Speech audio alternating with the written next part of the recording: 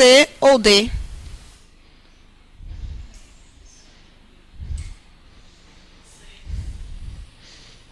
Tem duas votações para C.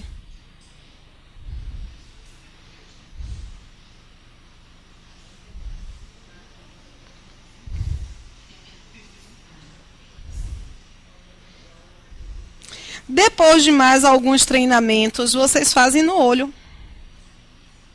Porque aqui a gente já viu o quê? Que esse li é um adjunto.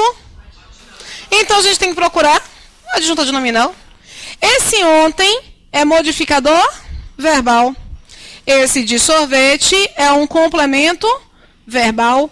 Esse projeto é um complemento verbal. A única estrutura, você pode até não saber identificar que de professor é um adjunto adnominal, mas a única estrutura que está aqui se relacionando com o nome é o de professor.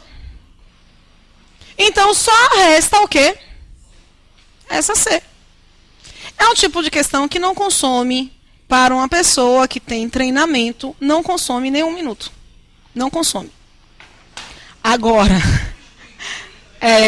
não, aqui não. Não, até que sim. Até que sim. Olha, você pode retirar até o dele, a vida de alegrias. Se você puser alegrias aqui no lugar do professor, porque o de do professor pode ser substituído pelo dele, mas o de alegrias pode? Não. Mesmo assim, isso aqui é o que nós chamamos de adjunto adnominal. Ele não estava pedindo o mesmo valor semântico, ele estava pedindo a mesma relação sintática. E é simples de visualizar no momento em que você sabe classificar as demais. A pergunta dele foi: qual a estrutura destacada que exerce a mesma função do li na frase? Do li na frase, nessa frase aqui. Qual dessas está exercendo a mesma função desse li? Normalmente, quando vocês fazem esse tipo de questão, vocês procuram outras estruturas que apresentam o li. Então, quando chega aqui nas alternativas, é um baque tão grande de não encontrar o li. Você fica frustrado e fica meio assim, não sei o que fazer. Aquela relação da tabelinha, lembram da tabelinha, né? Quantas são as classes gramaticais mais importantes que nós temos para o processo comunicacional? Quais são elas?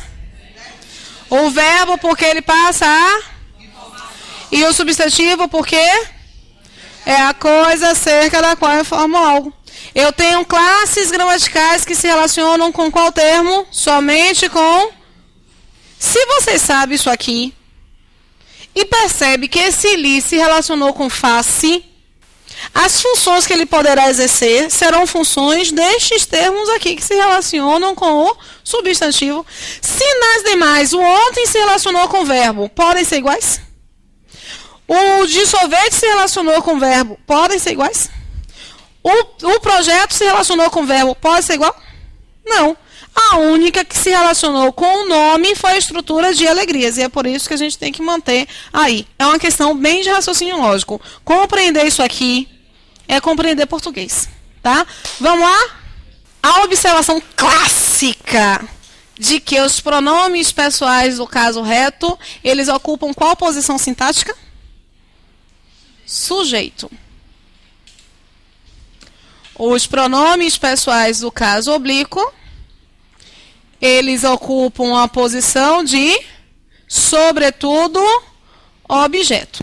Vamos pensar na posição ali de complemento, mas nós acabamos de ver um pronome que ocupa a posição de adjunto adnominal. Mas essas são as duas posições principais para um pronome pessoal do caso reto e para um pronome pessoal do caso oblíquo, tá? O oblíquo, ele não vai poder ocupar a posição de sujeito, a não ser, existe um parêntese, se ele for um sujeito de verbo no infinitivo. Por que eu falei para vocês sobre a questão ali dos artigos? Porque quando nós encontramos a frase apesar de o menino ser gatinho não presta.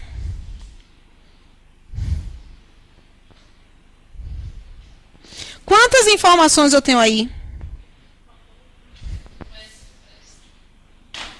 Quantas informações eu tenho aí? Eu tenho duas informações. Por qual motivo? Eu conto as informações contando os meus verbos. O prestar e o ser gatinho. Beleza. Essa informação do ser gatinho tem qual elemento como sujeito? Menino. Gente, o que é sujeito? Sujeito é o elemento sobre o qual se informa algo. Eu estou indicando que um elemento é gatinho. Aqui, portanto, eu tenho a minha informação. Esta informação é sobre menino. Por isso, menino é o meu sujeito. A regra de sujeito é clara. A observação de sujeito é clara. A observação é sujeito é o elemento sobre o qual se informa algo. Quando nós vemos artigo, nós identificamos que se um sujeito for sujeito de um verbo no infinitivo, minha preposição jamais fará contração com o artigo. Eu não posso, portanto, indicar apesar do menino ser gatinho.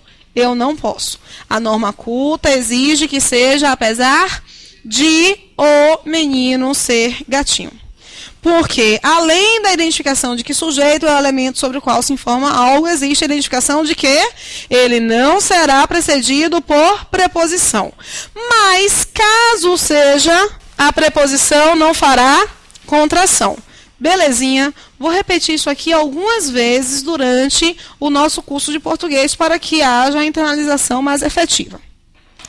A outra observação, essa observação sobre o sujeito no infinitivo, ela se repete no que diz respeito aos pronomes pessoais do caso oblíquo na posição de sujeito. Porque sim, será possível.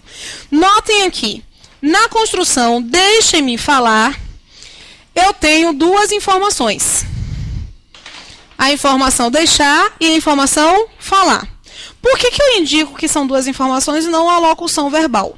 Voltando à questão de locução verbal, nós temos locução verbal, são dois verbos, mas com uma informação. E se eu só tenho uma informação, se eu tenho dois verbos, eu encontro dois sujeitos. Em locução verbal, eu só tenho que ter um sujeito. Então, você encontra aqui o verbo deixar e o verbo falar. Quem vai deixar é a mesma pessoa que vai falar? Não. Então, eu tenho sujeitos diferentes. Se eu tenho sujeitos diferentes, isso aqui não é uma locução verbal. Deu para entender direitinho? É uma pergunta também que durante os anos de 2009 e 2010, a SES Gran Rio gostou bastante de fazer. A identificação de locução verbal. A ESAF, uma vez, pediu para que os candidatos identificassem quantos processos verbais havia em um determinado texto. E aí ele colocou uma estrutura parecida com essa. Deixem falar o menino. Por exemplo, ó, deixem falar o menino. Aí, quando a ESAF perguntou quantos processos verbais havia na construção, alguns sinalizaram que deixem falar era uma locução. Mas deixem falar é uma locução? Para ser locução, eu tenho que ter um, porque eu só tenho uma informação. Aqui eu só tenho um sujeito? Não. Eu tenho um sujeito para falar e um sujeito para deixar. Quem é que vai falar? O menino. O menino, portanto, é sujeito do verbo falar. Em deixe-me falar, quem é que vai falar? Que está representado pelo me. Então, não tenho como dizer que este me não seja um sujeito. Só que, além de sujeito, é a única ocasião em que uma palavra vai ocupar duas posições sintáticas. Ele também é objeto, porque quem deixa, deixa alguém. Mas alguém também me deixa. Eu estou pedindo para alguém me deixar falar. A única coisa que muda é o modo. Não muda a identificação do sujeito. Muda a identificação do modo verbal. No imperativo nunca vai ser indeterminado. Só no indicativo e no subjuntivo. Eu tenho 2 sujeitos. Não é locução verbal. Eu tenho 2 orações. Essa oração aqui, quem deixa alguém fazer alguma coisa. Então, se você percebe que quem deixa alguém. Mas deixa alguém fazer algo. Então, você tem para classificar a oração. Deixa eu pegar numa frase maior. Só para a gente não aprofundar também muito nisso, tá? Olha, lá no verbo, tem sido muito comum, não para César Rio, não para Carlos Chagas, mas ESAF e algumas outras bancas um pouquinho mais tradicionais quando tentam fazer inovações. Vocês já ouviram falar de verbos chamados de verbos causativos? Bom, a palavra causativo lembra o quê? Uma causa.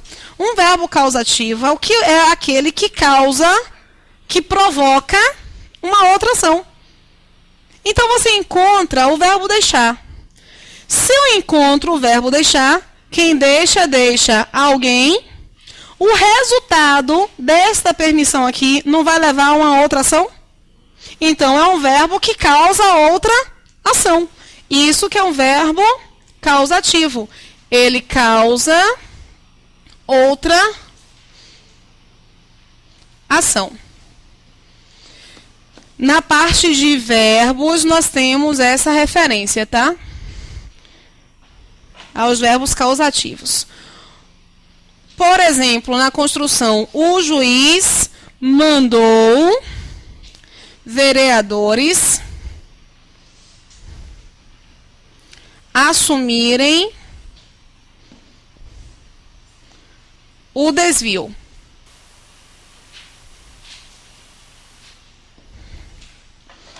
Reparem só. Essa ação do juiz gerou outra ação, não gerou?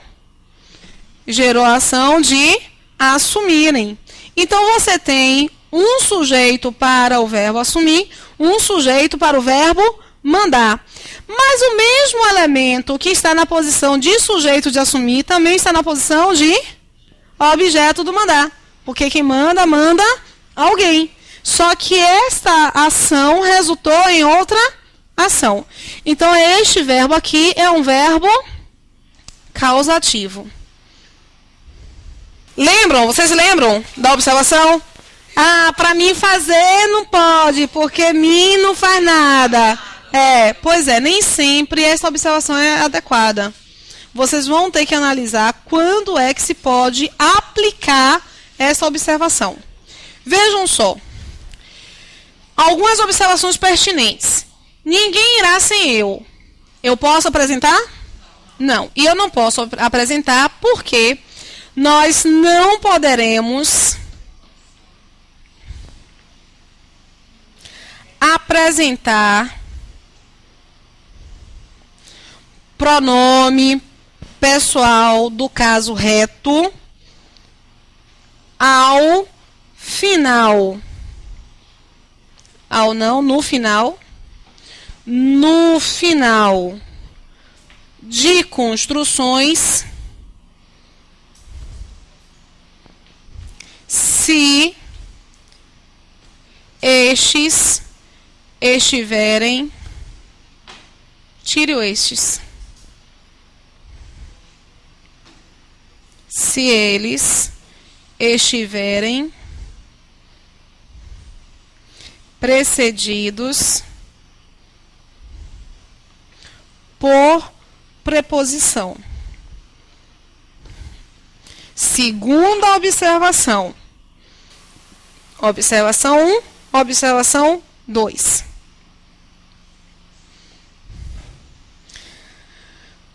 pronome pessoal do caso reto não pode ser precedido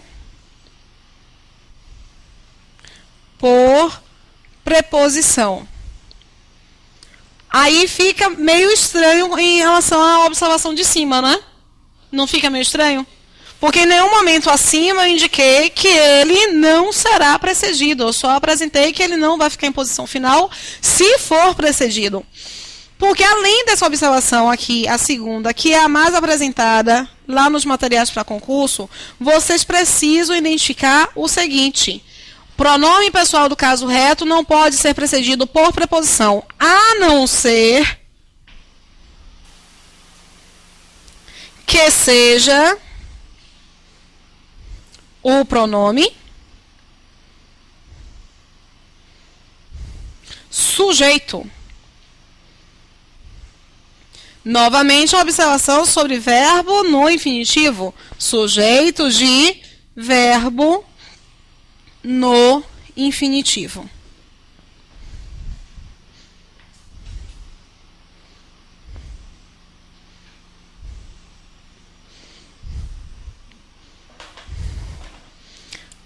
Sendo, no entanto, acompanhado apenas pela preposição para ou a. Olhem, eu selecionei primeiro a preposição para porque ela é a mais recorrente, tá?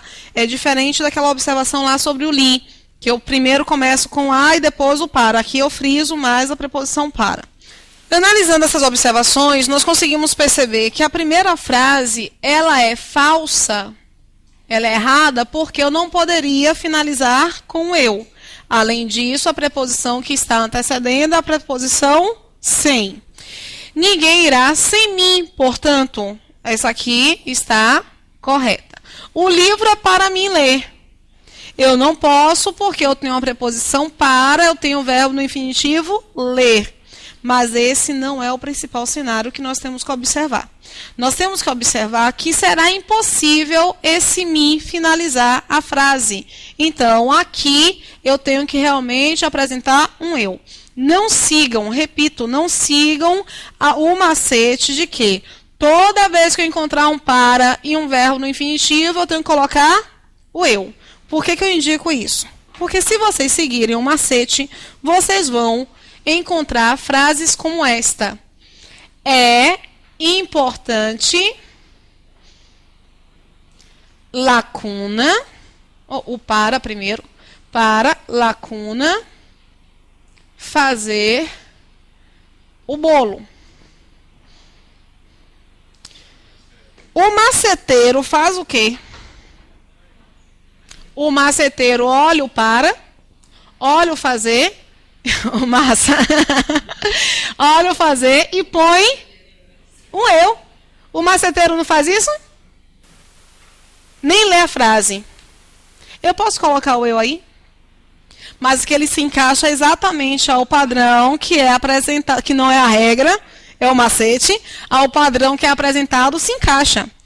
Eu tenho uma frase: minha mãe pediu para fazer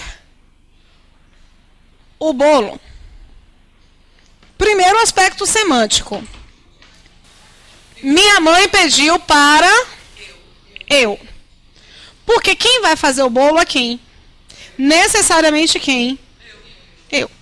Eu tenho aqui, portanto, um eu que vai ser sujeito do fazer. Vejam que este verbo também é um verbo causativo, porque esse pedido de minha mãe me levará a uma outra ação. É importante para não posso colocar o eu, tenho que colocar o me. Porque não é necessariamente obrigatório que eu esteja praticando a ação de fazer o bolo. Eu estou indicando apenas não. Não vai ter vírgula, não. Eu só estou indicando que é importante para mim. Que se faça o bolo, pode ser eu a fazer o bolo, pode ser Denise a fazer o bolo, enfim. Mas essa observação semântica não resolve o nosso problema. Se vocês tentarem organizar essa frase de uma outra maneira, mantendo as mesmas palavras, só organizando posição, vocês conseguem organizar como? Fazer o bolo é importante para mim. E aí vocês percebem que este mim está no final da construção. Perceberam? Eu não posso colocar o pronome pessoal do caso reto no final de construção. No de baixo eu tenho como organizar e lançar essa posição aqui para uma posição final? Minha mãe pediu, para eu fazer o bolo, minha mãe pediu. Minha mãe pediu para fazer o bolo, a construção inteira. Para mudar, eu teria que mudar alguns elementos da construção. Você não pode colocar o eu no final precedido por preposição. Não pode, tá? Então, aqui o macete não resolve o nosso problema. Ao contrário, nos prejudica muito mais do que auxilia, porque quando você vai recorrer ao macete, acaba errando uma questão dada, tá? Posso ir ou peraí? O livro é para mim ler, está errado. Ah, não preenchi, né? Falso e certo. Mas não está certo por causa do macete, está certo porque você não consegue fazer a alteração.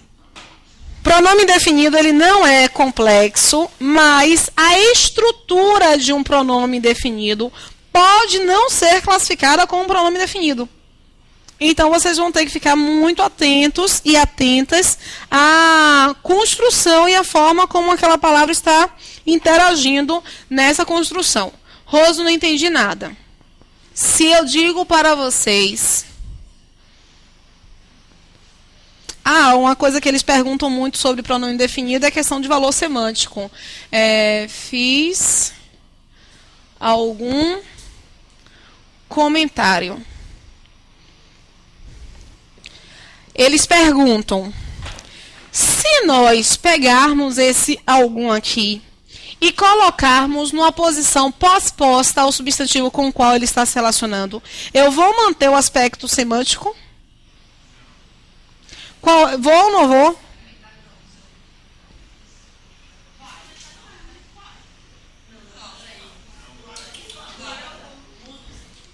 Vamos colocar aqui uma continuação para ficar mais bonitinha. Sobre a prova da Valec.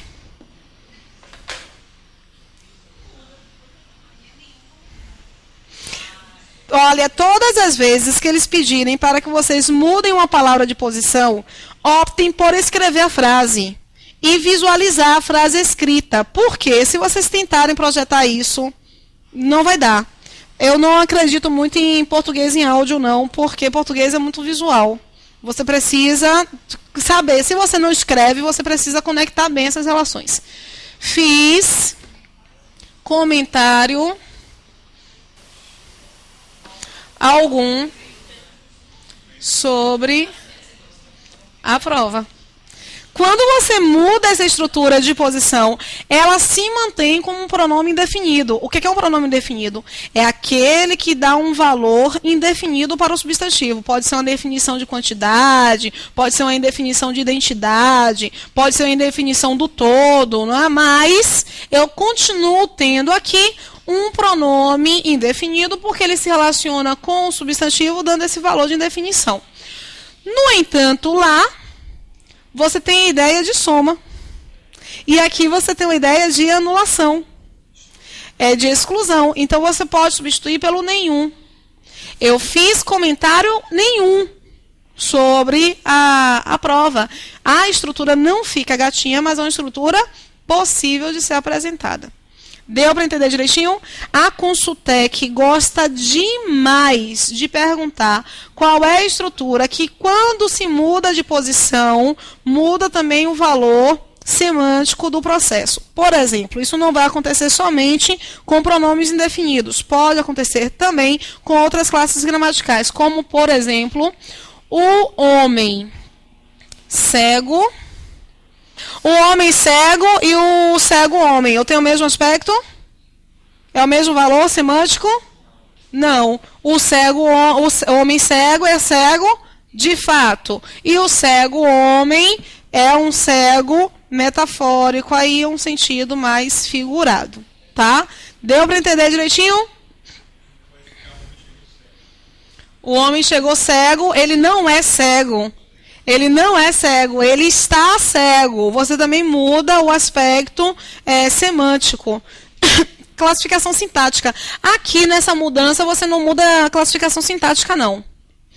Mas na construção, o homem chegou cego. Nessa construção você muda a relação sintática. Porque o cego já não está na parte da coisa. Está na parte da informação. É um estado da coisa, não é um advérbio. Porque se for advérbio, você tem o cegamente. É o estado. E se eu indico que este adjetivo é um advérbio, é como o adjetivo que nós vimos, qual foi, Jaque? Não, que você falou hoje. Diferente, que eu posso apresentar o diferentemente. É um uso inadequado de uma estrutura adjetiva na posição de um advérbio. Mas aqui, esse cego, se eu apresentar o cegamente, eu não tenho a mesma ideia. Cego é a questão mesmo de visão, e o cegamente é que ele foi tateando, O pessoal de matemática costuma debochar dessa frase, porque duas negações significam uma afirmação. Então, quando eu indico que não fiz comentário nenhum, é porque eu fiz algum comentário. Então, pensando nessa ideia de negação com negação, dando uma afirmação. Não há erro em indicar fiz comentário algum sobre. Porque se há algum, quando eu coloco na posição pós-posta, ele tem valor de nenhum. E nenhum é uma ideia de anulação. Mas nós estamos acostumados a apresentar a frase não fiz comentário nenhum. Ou não fiz comentário algum. Se eu apresento esse não fiz comentário algum, eu explicito mais a ideia da negação. Mas só a posição pós-posta já é o suficiente. É semântica, não é sintática. É sintática, porque ele vai continuar se relacionando com o mesmo termo que é comentário, eu só tenho uma diferença semântica estabelecida. Aqui, o homem chegou cego, eu tenho uma diferença sintática. É sintático, já que ele está na parte da informação, e informação é chamada de predicado.